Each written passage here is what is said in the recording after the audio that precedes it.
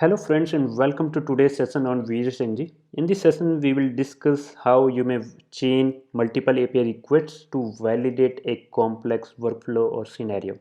To demonstrate this, let's take a CRUD scenario. Means we will create a record, then we will going to read it, update it, and then finally we are going to delete it through APIs.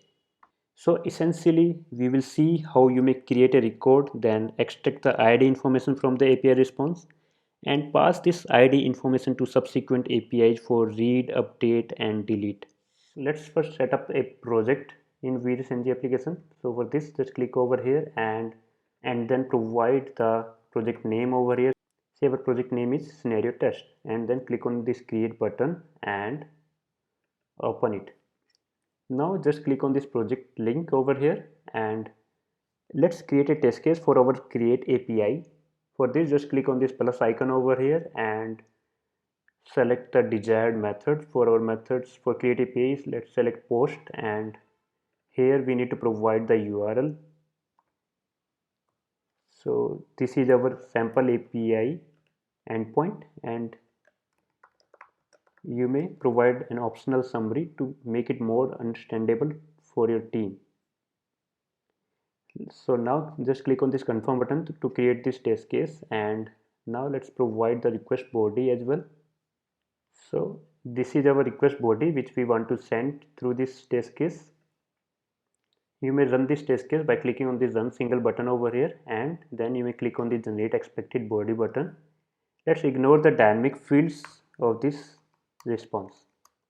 So in this way you may quickly create your API test cases in VJSNG application. Now let's see how you may extract the underscore ID information from the API response. For that, you may just move on to the variables tab and you may add a variable, say contact ID, and you may provide the JSON path for that particular field in the API response. So you may also see the actual response in the execution tab and we would like to extract the underscore ID field. So this is top level property. So we just need to provide underscore ID as JSON path over here.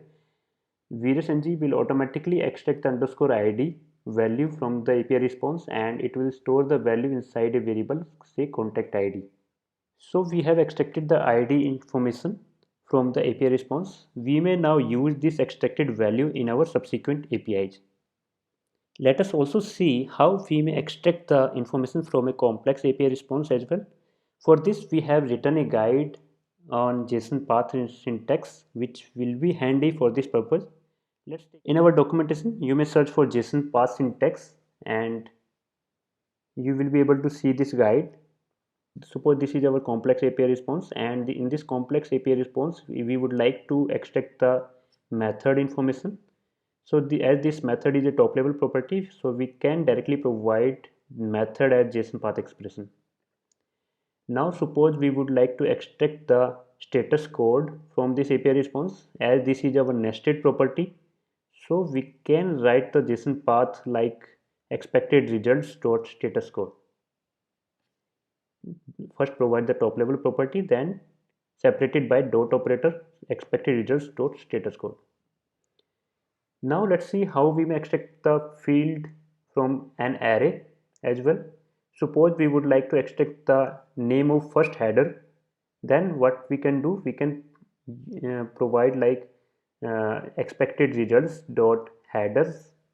Then we need to provide the index of the array item. So if we are going to extract from the first item, then we need to provide 0, then again dot and then name of the field. So we need to provide the name. So the whole JSON path expression would be expected results dot headers dot 0 dot name. Now suppose if we want to extract the field which also contains the dot operator, then we can use the square braces in our JSON path expression like this. Similarly, you may look at other scenarios in this guide. You may also look at the scenario when API response itself is an array. So we also have a scenario where the response is itself is an array. So you may also look at this. Now suppose instead of JSON you have an XML response, then you may Look at XML path syntax over here, and you may provide the XML path in the last column of this variable extractor tab. You may even write a script or utility method to extract the information from the API response. Such scripts will be helpful in extracting the information from other textual format, for example YAML, HTML, etc. So basically you may extract the information from any kind of response in VRSNG application. For more information, you may look at our guide on extracting variables via utility methods. For this, you may just visit the variables section, then you may see the extract variables via utility methods.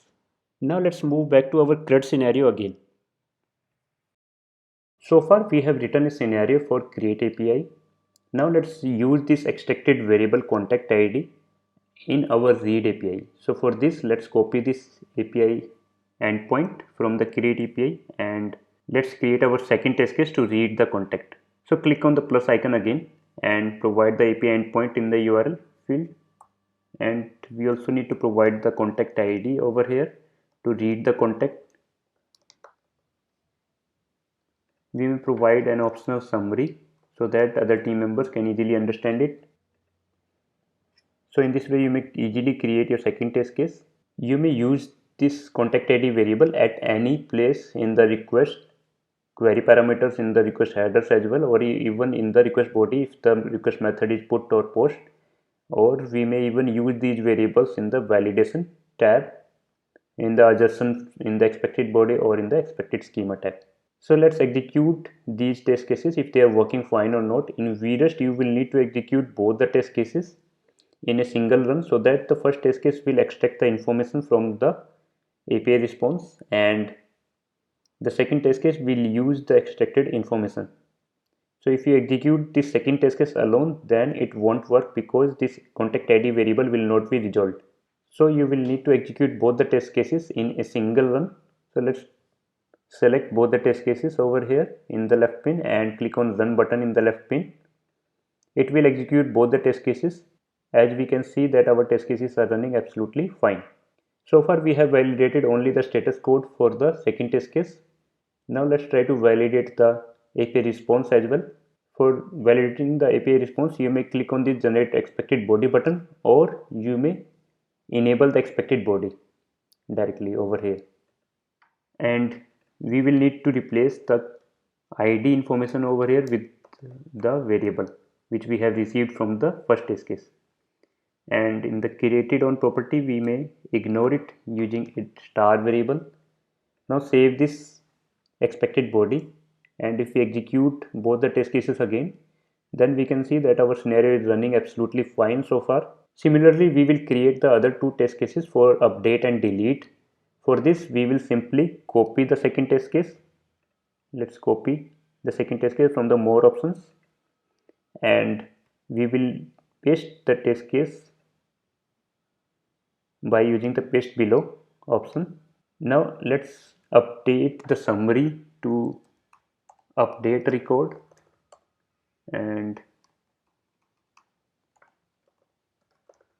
let's change the ID field as well.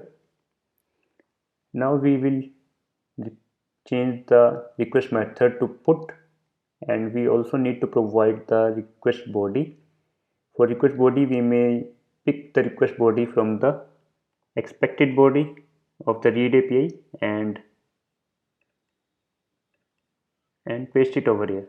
Suppose I don't want to send the created on field and I want to change the designation. So let's save it. Now to run all the three test cases, you may either select all and then click on this run button, or you may unselect all the test cases and click on run all button. It will also run all the test cases available in the left pane. So let's click on this run all button over here. As we can see that our third test case has failed because there are some changes in the request body. So let's change our expected body as well. For this, you may just click on this copy actual to expected button. It will automatically fix your expected body. And now if you run all the test cases, then you may see that our test cases are running absolutely fine. Similarly, you may create the test case for delete API as well. So in this way, you may quickly validate your complex scenarios using VREST-NG. That's it for this session. Thank you for watching this video. I hope this session has provided meaningful information to you. If you find this video helpful, then please like this video and subscribe to our channel. And feel free to comment on this video to provide your suggestions and your valuable feedback.